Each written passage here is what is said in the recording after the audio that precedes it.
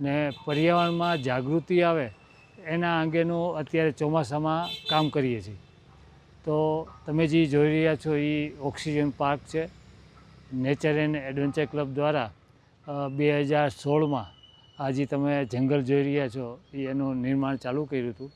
આજે એની અંદર 115 પ્રજાતિના 3000 વૃક્ષો અત્યારે ઊભા છે. મોટાભાગે એની અંદર મેડિસિન પ્લાન્ટ છે. લોકોને ઘર આંગણે તાજી વનસ્પતિ મળી રહે અને એને દવા તરીકે ઉપયોગ કરે એના માટે આ બધું વાવેતર કર્યું છે. આ ચોમાસાની અંદર અમારો એવો એમ છે કે 5 ગામની અંદર 500થી લઈને 1000 સુધીના આંબાનું વિતરણ કરવાનું ને એ રાહત દરે આંબાની કલમો આપવાની. તો અત્યારે એની ઝુંબેશ ચાલે છે. 2 ગામની અંદર આ કાર્ય અમે પૂરું કરી દીધું છે.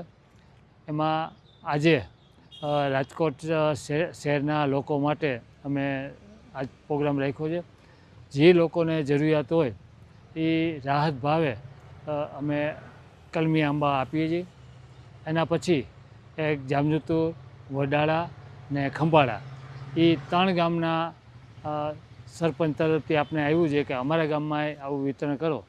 એટલે એ ગામમાંય પણ અમે 500 નંગ લઈને એનું વિતરણ અમે કરશું.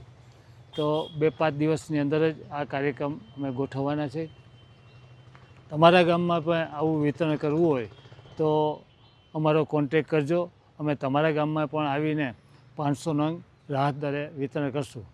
આ છે ને એ 1 વર્ષના રોપા અમે લઈ આવ્યા છે. આમાં 2 વર્ષના, 3 વર્ષના, 4 વર્ષના રોપા હોય છે. પણ મેં જોયું છે કે જે 1 વર્ષનો રોપો છે એ તમારી જમીનની અંદર સેટ થાય એવા 4 વર્ષ ને 5 વર્ષના જે 8-8, 10-10 ફૂટના આપણે લઈ આવી છે. પહેલાં જ વર્ષે કેરી એમ કરીને લોકો પોતાના ફાર્મ હાઉસમાં નાખે છે. પણ એ જ્યારે ડેવલપ થાય છે ને ત્યારે એ સંકટ સમયે, વાવાઝોડાના સમયે અથવા તો જ્યારે દુકાળ પડે ને તો એ રોપો છે ને મરી જાય છે.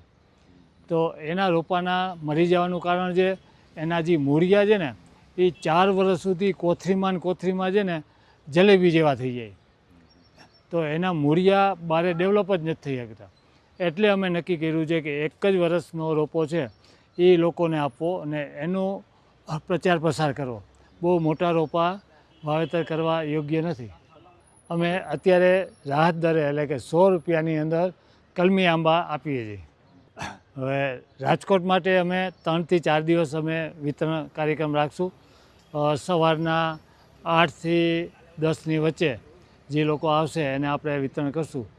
ને તમારા જે ગામમાં છે વિતરણ એ આપણે સવારથી બપોર સુધી આખી ગાડી ભરીને જાય છે ને ત્યાં વિતરણ કરીએ છીએ.